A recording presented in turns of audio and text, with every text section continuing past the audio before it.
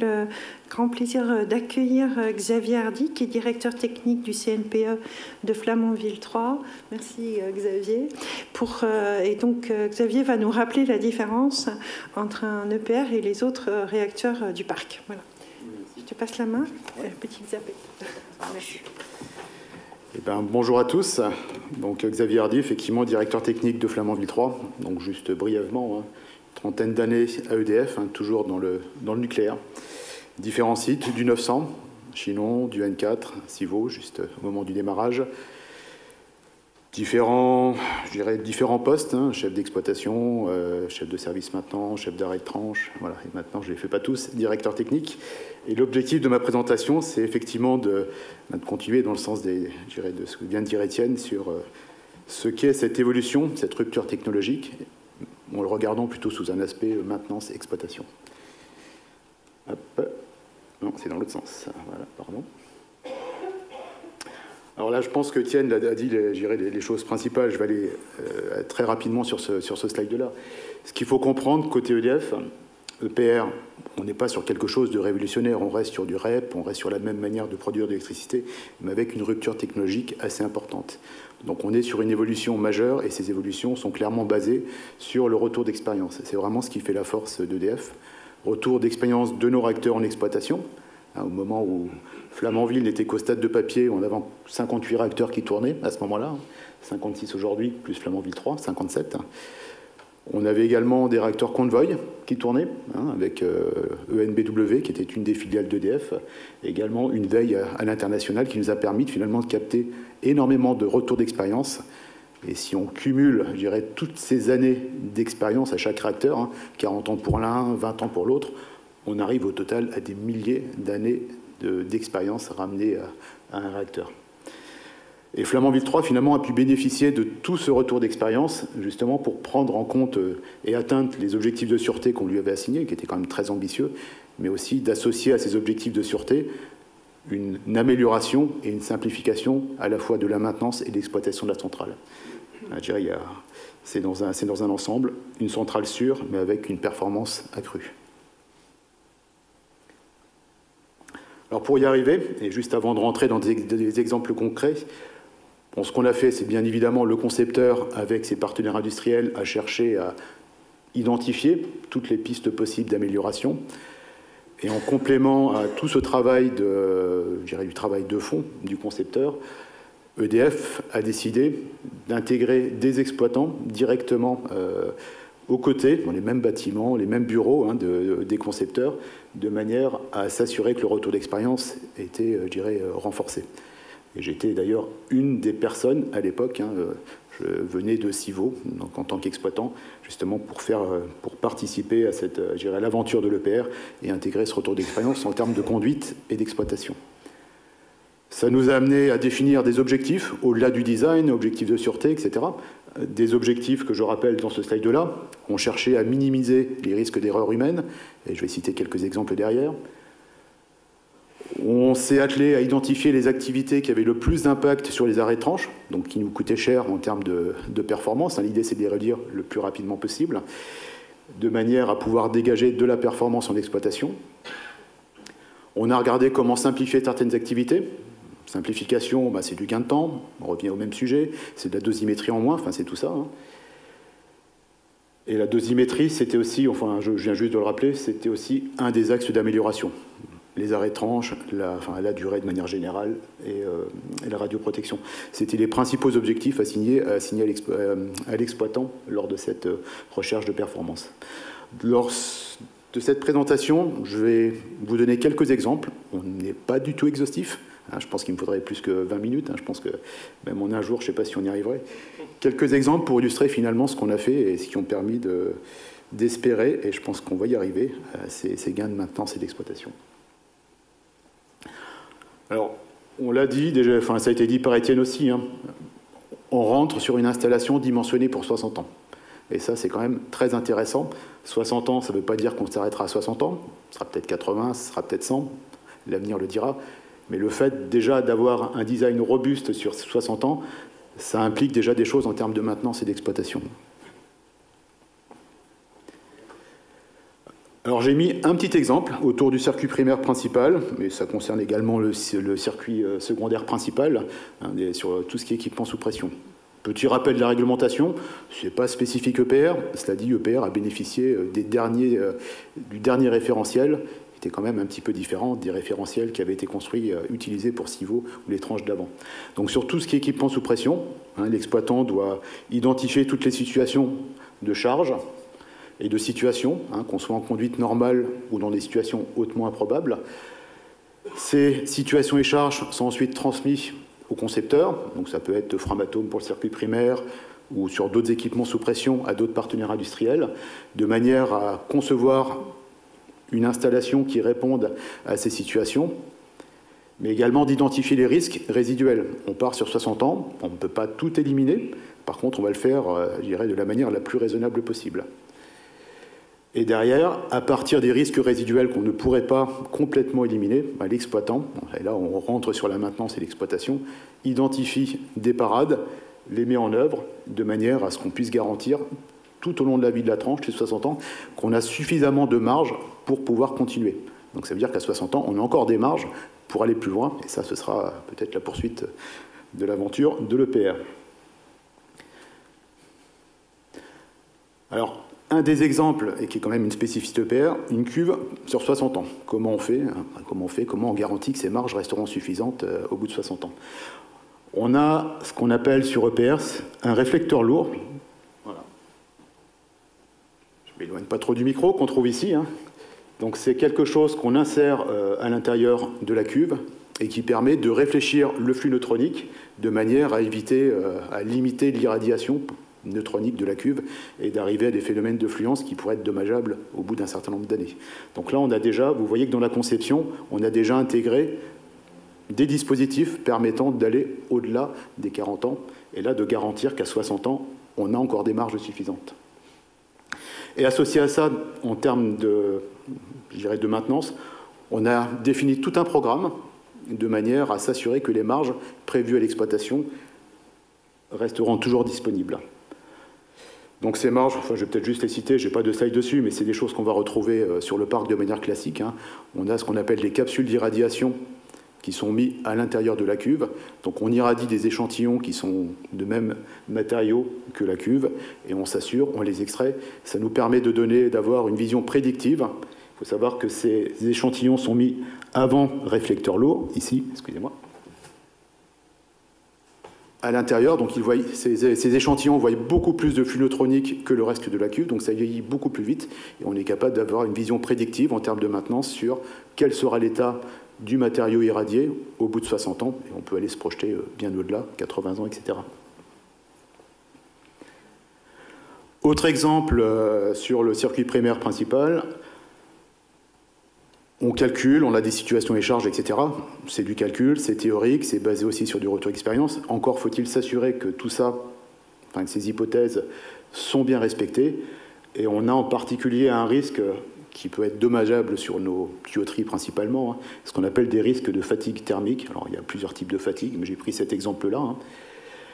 Et pour ça, donc, on ne peut pas complètement l'éliminer.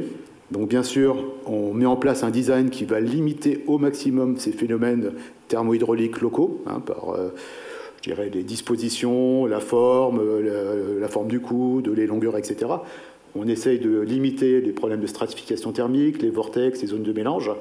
Malgré tout, ce qu'on va faire en termes de maintenance, ce qu'on a décidé sur EPR, c'est d'instrumenter quelques lignes de manière à s'assurer, et ça c'est notre rôle d'exploitant, que ces hypothèses prises à la conception seront bien respectées.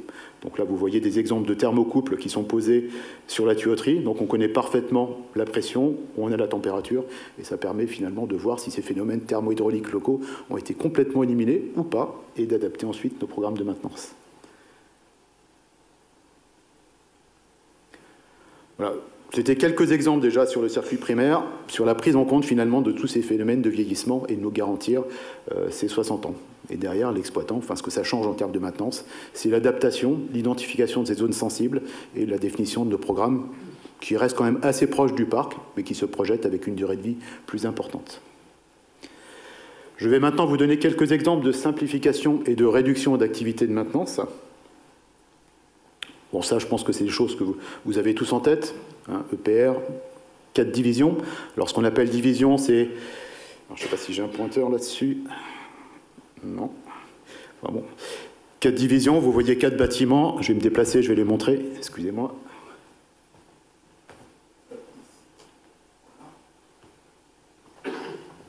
Donc ici, ce sont des divisions de sûreté dans lesquelles on va retrouver de manière redondante tout ce qui est système de sûreté, des pompes d'injection de sécurité, etc. Le fait d'avoir finalement un très haut niveau de redondance, donc 4 fois le même matériel, le fait d'avoir prévu aussi à la conception une capacité d'interconnecter les tableaux électriques d'une division à une autre, ça nous permet finalement de faire de la maintenance à un réacteur en puissance, je dirais de manière beaucoup plus poussée, contrairement aux technologies actuelles sur le parc. Donc c'est quand même un bénéfice assez important. Typiquement, ce qu'on vise aujourd'hui, c'est de pouvoir faire des maintenances de diesel principales. Donc je parle de grosse maintenance, hein, on est sur une trentaine de jours d'activité. Chose qui ne serait pas possible avec une redondance de 2 trains.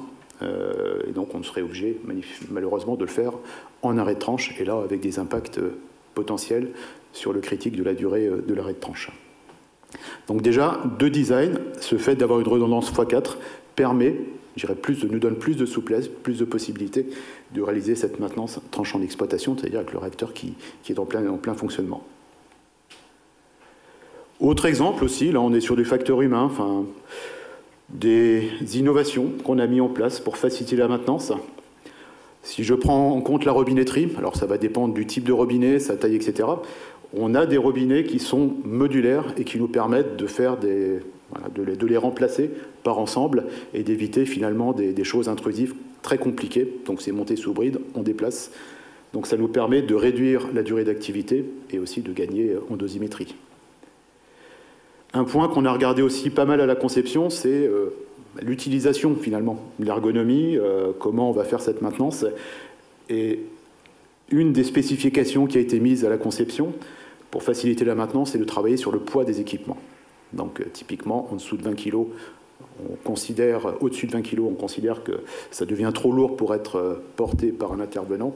Et donc toutes les dispositions ont été prises pour minimiser le poids ou définir des solutions de maintenabilité. On a limité aussi le nombre de robinets situés en dessous de la génératrice inférieure du circuit primaire pour éviter des vidanges à chaque arrêt. Donc là, on a réduit quand même de manière très significative le nombre de robinets par rapport à ce qui existerait sur le parc, hein, que ce soit du 900 jusqu'au N4. Et on a mis aussi en place des technologies qui existaient sur le convoy, mais pas sur le parc, hein, qui permettent, ce sont des clapets verrouillables, qui permettent d'isoler des tronçons de tuyauterie. Donc on n'est pas sur de la robinet, sur un robinet classique, on est sur du clapet, qui permet d'isoler des parties de tronçons, typiquement un système d'injection de sécurité, et éviter finalement des vidanges beaucoup plus globales du circuit primaire. Là aussi, on gagne du temps, plus de souplesse pour programmer la maintenance. Donc voilà, vous avez quelques exemples justement de facilitations qui ont été mis en œuvre sur Flamanville 3. Sur les gros composants, là aussi quelques améliorations.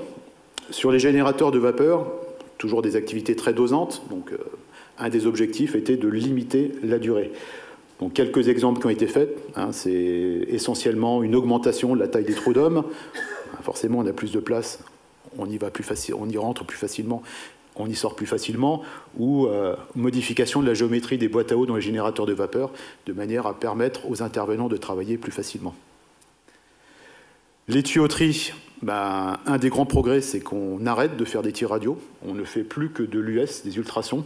Il reste quelques exceptions très limitées sur des soudures bimétalliques au niveau de la cuve, mais ça reste vraiment, ça se compte sur les doigts de la main. Donc on a conçu l'installation, c'est-à-dire que tout ce qui était la géométrie, l'arasage, etc., tout ça a été conçu, prévu à la conception, de manière à pouvoir faire des tests ultrasoniques automatisés. Donc là, c'est un gain de temps énorme aussi, hein, parce qu'il y a des tirs radio qui peuvent aller de 8 heures jusqu'à 24 heures. Là, on est sur des activités beaucoup plus courtes, et surtout une dosimétrie nettement moins importante.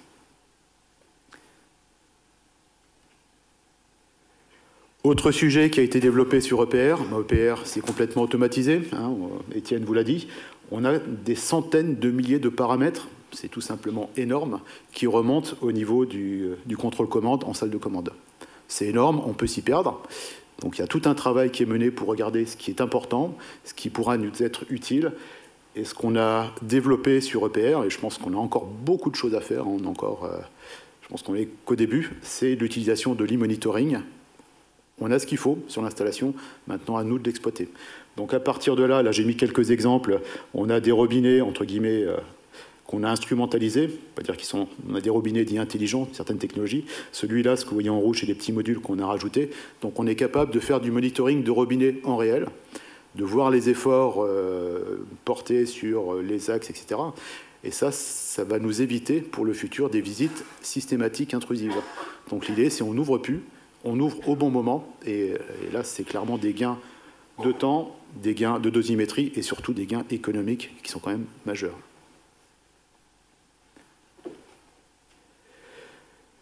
Autre progrès aussi important, c'est l'interface homme-machine. Donc là, il y a eu quand même pas mal de choses de faites. Alors le plus connu reste la salle de commande, l'interface entre l'opérateur et la machine. Et je vais vous donner un deuxième exemple sur la machine de chargement. Excusez-moi. Alors, pour définir justement quelle serait cette interface homme-machine, on a quand même mené pas mal de campagnes facteur humain, donc c'est avec des experts de la R&D, facteur humain d'EDF, avec des exploitants. On a imaginé quelles pourraient être les évolutions à faire porter à la machine. Et typiquement, ce qu'on s'est dit là, en salle de commande, on pourrait finalement augmenter le délai de grâce pour les opérateurs en salle de commande. Délai de grâce, ça veut dire les automatismes fonctionnent et l'opérateur a un certain temps pour faire sa première action manuelle sur la machine. Sur le parc actuel, on est à 20 minutes, et sur EPR, on s'est fixé une cible de 30 minutes qui a été atteinte.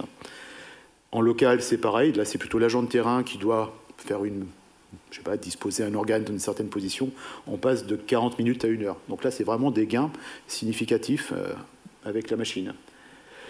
Donc on a défini tout un set d'exigences qui ont été ensuite évaluées par une équipe d'experts. Donc beaucoup de campagnes qui ont été faites, je crois que je le détaille juste après. Ouais, je le détaille là, sur la salle de commande. Donc là, vous avez un exemple de salle de commande informatisée, donc on est sur de la conduite assise, tout informatisé. Et derrière, ce qu'on a fait, c'est qu'on a lancé une étude quand même assez conséquente, comme j'ai dit, avec des experts de facteur humain et des gens qui exploitaient. On a pris en compte le retour d'expérience existant, donc c'est beaucoup du N4 puisqu'on est sur de l'informatisé.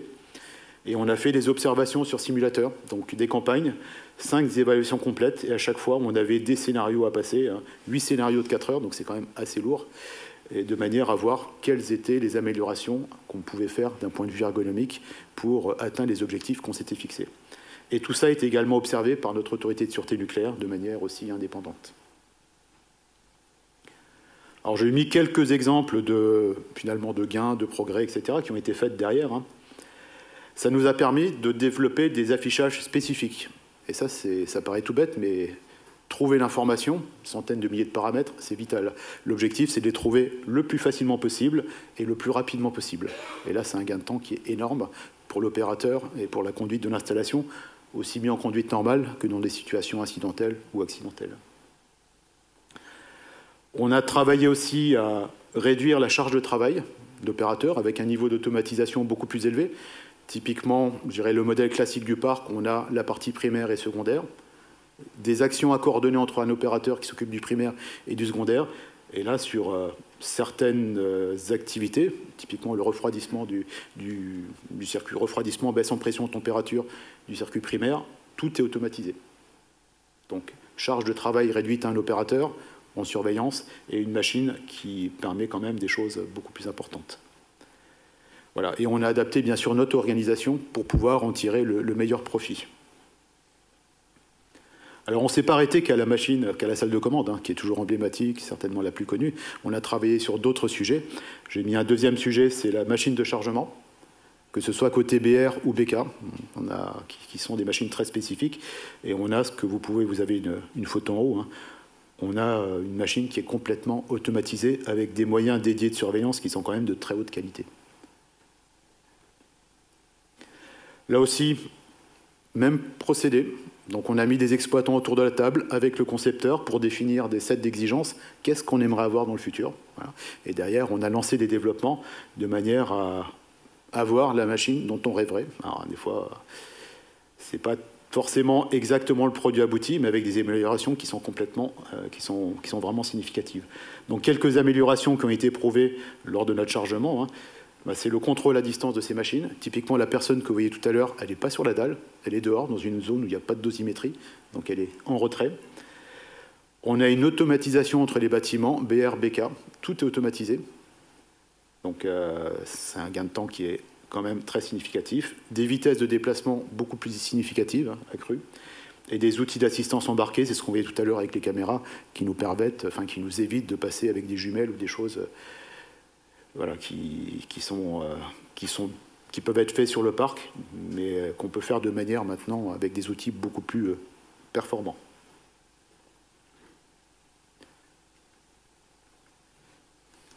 Ok, voilà. Avant-dernier exemple, la dosimétrie, j'en ai déjà beaucoup parlé, hein, sur ce qu'on a fait de manière à réduire la dose collective ou dose individuelle pour les intervenants. Alors, il y a beaucoup, là on est essentiellement sur la conception, hein, clairement. Hein. Déjà, il y a des règles d'installation qui ont été mises en place sur EPR de manière à penser le cheminement d'un intervenant, de manière à ce qu'il aille de la zone la moins irradiante ou la moins contaminée vers la zone la plus irradiante ou la plus contaminée. C'est tout bête, mais quand on ne le prévoit pas, ben, on se retrouve avec des cheminements un peu incohérents et des contaminations qui peuvent se faire par ce biais-là. Et l'objectif, c'était de maintenir dans le temps, et ça reste un objectif fort, une propreté radiologique exemplaire dans les 60 années d'exploitation de Flamanville 3. La conception a aussi regardé de très près la séparation des composants très irradiants, voire contaminants, par rapport au reste. Typiquement, on ne va pas retrouver les réservoirs échangeurs, les pompes et les vannes dans les mêmes locaux. Les vannes, on a souvent beaucoup d'interventions de maintenance. Les échangeurs, beaucoup de contamination. Donc typiquement, entre les deux, il y a des voiles de posée. L'objectif, c'est clairement avoir le moins de dosimétrie possible sur là où les intervenants vont aller le plus souvent possible. Le choix des équipements, aussi très dimensionnant. Hein, sur le parc, on a de la stélite un peu partout, sur les revêtements durs de robinetterie. Le choix qui a été fait sur EPR, c'est d'exclure cette utilisation de stélite. Alors, il reste quelques robinets sur EPR avec de la stélite, mais bon, dans un nombre qui est quand même très, très limité. Et l'objectif, c'est d'éviter la présence de cobalt 60 qui s'active et qui est quand même la source, enfin le terme source majeure d'irradiation lors des activités de maintenance. Voilà, et puis après tout un tas de conceptions pour éviter d'avoir une géométrie de matériel qui permette des accumulations de dépôts, que ce soit au niveau de purge, etc. Donc tout ça nous amène à un objectif de 0,35 com-sievert par an. Bon, là, on est clairement, si on regarde le Rex de Taishan, qui a déjà fait plusieurs arrêts de tranche, on est très nettement en dessous. Hein. Donc, de très bons résultats. Et c'est très encourageant pour Flamanville 3. Dernier exemple, la finalité, on est quand même là pour produire de l'électricité. Hein. L'objectif, c'est bien ça. Donc, quelques exemples d'amélioration. Donc, on a une tranche sûre, une tranche où on sait faire la maintenance, on a une tranche avec une dosimétrie dont on a cherché à limiter les impacts. Voilà, mais l'idée, c'est d'avoir la meilleure production d'électricité possible. J'ai mis quelques exemples. Là, je pense que j'aurais pu en mettre plein. Hein. Donc, j'ai parlé tout à l'heure du réflecteur lourd qu'on a au niveau dans la cuve, de manière à éviter l'affluence de la cuve, hein, l'irradiation neutronique. Bon, faut savoir que ça nous permet aussi de concentrer le flux neutronique vers le centre de la cuve et d'améliorer également le rendement de cette réaction nucléaire. Donc là, on a avec un taux de combustible équivalent au parc, dû à la présence de ce réflecteur lourd, on gagne clairement en production, enfin on gagne en efficacité. Et donc là, c'est du gain en combustible utilisé. On a une turbine Arabelle, comme sur le N4, mais qui a forcément été adaptée au design EPR, enfin à son niveau de puissance, mais ça reste la même. Donc une turbine qui est quand même bien éprouvée sur le palier N4 et qui est également présente sur Taishan. Et comme l'a dit Étienne, hein, on a des records de production qui ont été battus plusieurs fois sur Taishan 1 et 2, dès la première année, et ça se confirme dans la durée. Côté disponibilité, au-delà de la production, mais forcément, si on a des records de production, on peut penser que la disponibilité est excellente. Voilà, Taishan a fait la démonstration. Sur des performances attendues de 91% à l'origine, ils sont bien au-delà. Donc là aussi, très encourageant. Et après, on passera la parole à notre collègue Dokidyoto, Eiki Yukari, qui nous donnera aussi son avis sur le premier cycle Dokidyoto 3. Et côté sûreté nucléaire, si on regarde le REX, alors là, avec un peu de recul sur les cycles arrêts tranches, surtout Taishan, qui a déjà fait plusieurs arrêts et plusieurs tranches en marche, on a des indicateurs qui sont tout à fait corrects. Voilà, je pense que j'ai terminé de mon côté. Merci à tous de m'avoir écouté.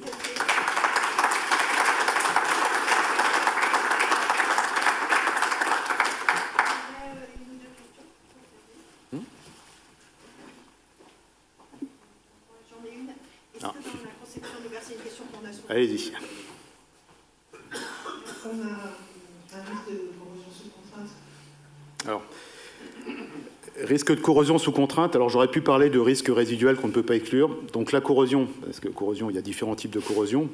Bon, déjà, pour éviter je dirais la corrosion au sens classique, il y a le choix des matériaux qu'on va retrouver sur le parc, il y a les spécifications chimiques, c'est-à-dire qu'on s'assure de rester dans une plage chimique la plus importante, enfin de manière cohérente avec nos spécifications. Et après, il faut savoir que sur EPR, il y a aussi la maîtrise du taux d'hydrogène qui existe sur le parc, mais avec une station particulière qui n'existe pas sur le parc français, qui permet de mieux maîtriser ce risque d'oxygène en jouant sur l'hydrogène, avec des combinaisons entre l'hydrogène et l'oxygène. Après, si on pense à la CSC qui s'est passée sur le parc, c'était peut-être ça le sens de la question, j'imagine. Donc il y a toute une étude qui a été menée sur Flamanville 3 pour regarder si ce risque-là pouvait se produire sur Flamanville 3. Les conclusions sont favorables, et tant mieux. Elles sont favorables du fait du design, parce que ce qu'on a vu sur le parc, alors c'est une combinaison de plusieurs choses. Il y a des combinaisons avec la chimie, mais il y a aussi des combinaisons avec la géométrie, des réparations, enfin c'est un ensemble de sujets qui fait qu'on arrive à ce risque-là. Et l'isométrie, la manière dont sont faits les coudes, les hauteurs, les longueurs, évite des phénomènes de vortex, et finalement nous rend moins sensibles à ce risque-là. Encore une fois, moins sensible, ça ne veut pas dire qu'il est égal à 0. Donc ce qui a été décidé sur Flamanville 3, c'est de faire des points 0 avant le démarrage, de manière à avoir une bonne image de l'état des zones qui pourraient être réputées les plus sensibles. Et nos programmes de maintenance vont s'assurer que ces zones n'évoluent pas dans le temps. On est toujours sur quelque chose de théorique, donc il faut rester un peu humble et dire que ça ne se produira pas. Donc l'idée, c'est vraiment de faire ce suivi dans le temps. Donc voilà.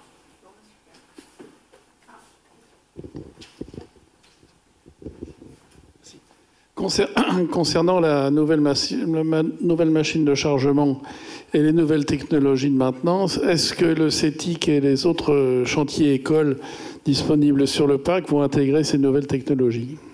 Alors, il y a des travaux effectivement en cours, notamment si je prends la machine de chargement, développement d'un simulateur spécifique. Il y a des simulateurs qui existent sur le parc, qui se déplacent d'ailleurs de parc. Enfin, c'est un moyen mobile qui se déplace de centrale en centrale de manière à pouvoir faire des entraînements qu'on appelle just in time avant d'avoir les premiers déchargements. Et sur EPR, on a un développement en cours pour avoir exactement la même interface homme-machine et pouvoir entraîner des opérateurs. La cible, c'est d'avoir cette interface au plus tard avant le début de l'AVC1 qui sera notre premier arrêt. Et en complément, on n'avait pas de simulateur, mais ce qu'on a fait, c'est quand même eu des détachements, on en parlera dans l'IPROC tout à l'heure, des détachements d'exploitants de Flamanville 3 auprès d'Okidyoto ou de Taishan. Donc tout ça, c'est le dispositif qui nous permet de garantir les compétences et de faire des chargements en toute sûreté.